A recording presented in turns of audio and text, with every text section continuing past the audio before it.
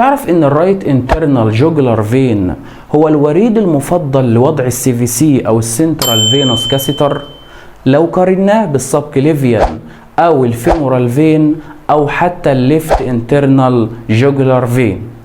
طب ده ليه؟ لانه اقل خطورة لحدوث الديفيتي او الانفكشن لو قارناه بالفيمورال فين. تاني حاجة اقل خطورة لحدوث البليدنج او النيموثوركس لو قارناه بالسبكليفيان فين. تالت حاجة سهولة التشريح او الاناتومي عامة في الجهة اليمين. رابع حاجة سهل الوصول اليه اثناء العملية الجراحية مقارنة بالفيمورال فين.